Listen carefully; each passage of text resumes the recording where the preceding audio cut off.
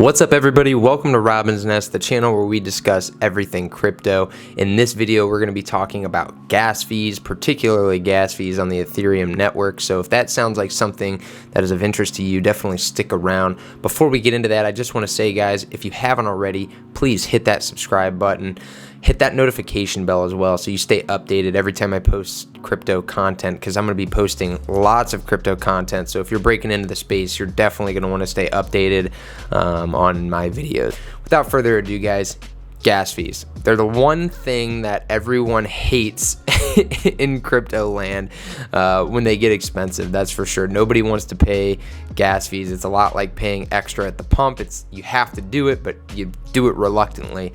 And that's sort of the same relationship that a lot of people have with gas fees in crypto land, again, particularly on the Ethereum network. And what a gas fee is essentially a fee that is paid to a miner or a validator to process a transaction. And it's usually paid out in the native currency of the blockchain you're on. So if you're on Ethereum, you're going to pay your gas fees in Ethereum. If you're on the Avalanche network, you're using AVAX as your gas fee.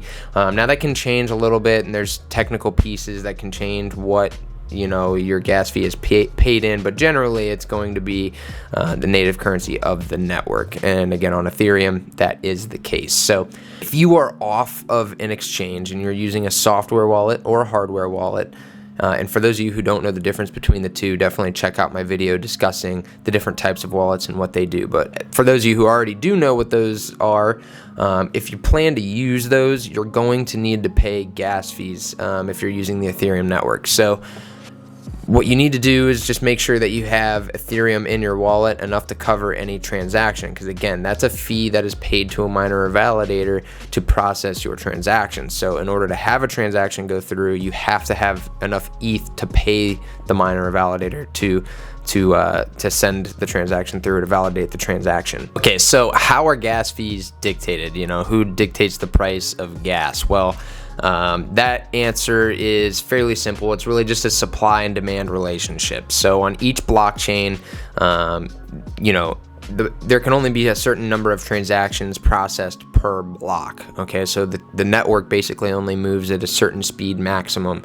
And so when demand exceeds the maximum amount of transactions that can be included in a block, what happens is you start to see an increase in gas fees. So it's a lot like people, they're standing around, they're wanting to include their transaction next. They want it to be included in the block. The miner is sitting there trying to gather transactions and include them in the block. What they're going to include is going to be the highest bidders. So the people who are willing to pay the most gas will jump in line and be next in that block. So what happens is if you have something that causes a lot of demand on the Ethereum network, particularly when we get into bull runs and there's a lot of stuff going on the network, you'll see gas fees start to rise. And that's because, again, you have a bunch of people who want a transaction processed, and someone might come and say, I'll pay a dollar in ETH to have mine included next. Then someone else comes along and says, I'll pay $2 and then $3 and so on and so forth. And they essentially are getting in bidding wars. They call it gas wars, to be included in the next block so that their transaction goes through. So when you end up in situations like that, again, it causes a surge in gas prices, which is why there is such a push for ETH 2.0 and to speed up the Ethereum blockchain, because the more transactions that can be processed per block, the easier it is to satisfy that demand, and the cheaper gas will be, as well as the network will be quicker. So the quicker the network, again, is better for everybody, because it really makes it cheaper to use. Because last year, I don't know if you guys saw, but there was times where ETH gas fees were like $200+ if you were trying to participate in an NFT mint or things like that, which is just absolutely crazy. So that's really how the price of gas is dictated. Again, it's really just supply demand, and supply is basically fixed in most cases. So You can check what the current gas fee is on ETH by going to ETH gas station. That's a website. I'll include the link down below in the description. That website's super nice. I recommend keeping it as a favorite, so that way you can, when you're trying to put a transaction through, you can click on it and see what gas prices are.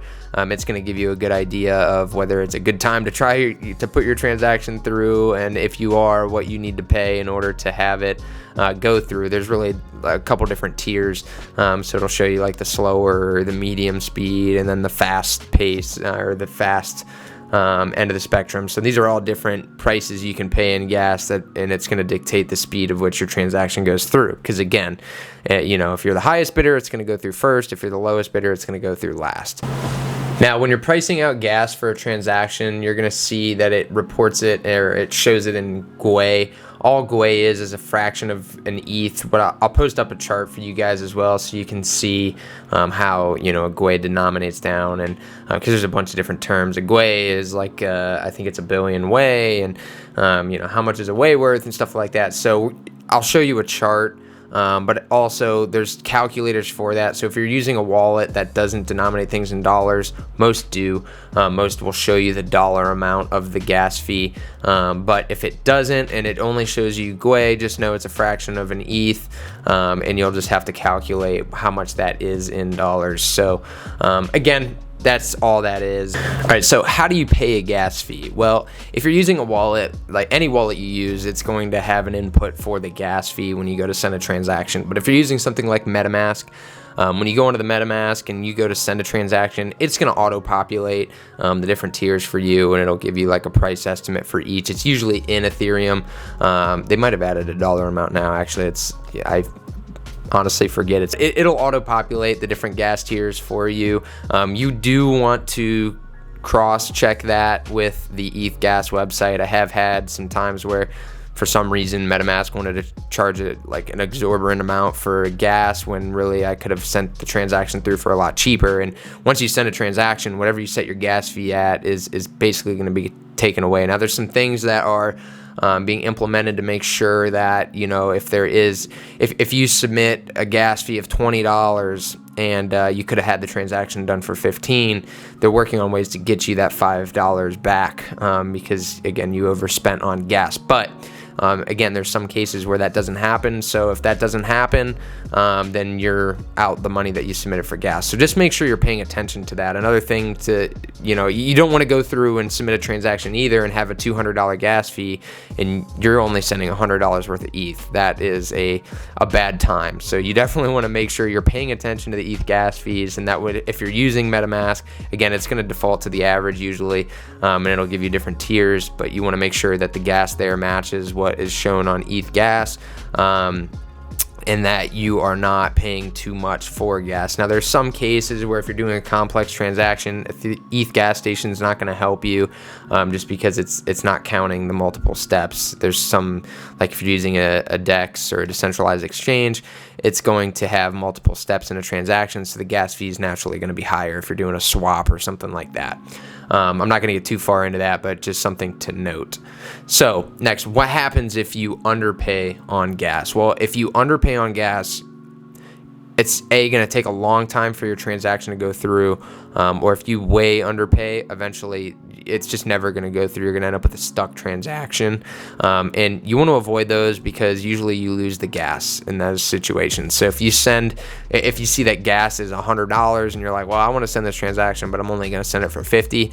If the gas fees never come down to $50, and I don't know the time frame on it, but if they never come back down to $50, your transaction is basically just going to get lost, and it's not going to go through, and they're going to take your gas, the gas fee you paid, and you're kind of SOL. So you want to make sure that if you're going to submit a transaction, don't submit one way under the current gas fee. Just wait, and then submit it later when you see that gas fees come down, because again, it's just, you're basically just donating money to the miners. If you submit a transaction way under the current gas fee, it might not ever get processed, and then again, you'll just end up with a stuck transaction, which is super frustrating because again, you're just donating your money. So So gas fees kind of stink, but at the same time, they're a necessity, and you have to have them on the network. The miners need to be incentivized because if it needs to be profitable for people to mine. If it's not profitable, what you're going to see happen is there's going to be no miners, and if there's no miners, there's no one to process the transaction. This is sort of where the decentralization piece comes in, and the more profitable it is to mine, the more miners you'll see, which means the network is more decentralized. So definitely a necessary evil, but if we can minimize the cost of that while also making it profitable for miners, that's sort of the goal here, and that's what everyone is aiming for. So again, if you're looking to use a software wallet, a hardware wallet, you need to make sure that you're paying attention to gas fees, because what you don't want to do is brick a wallet. And what that is when you take all of your Ethereum, you move it into a software wallet, and then you swap it all to a different crypto, and then you have no Ethereum to swap it back or do any transactions out of your wallet, and so now you have this crypto that's stuck.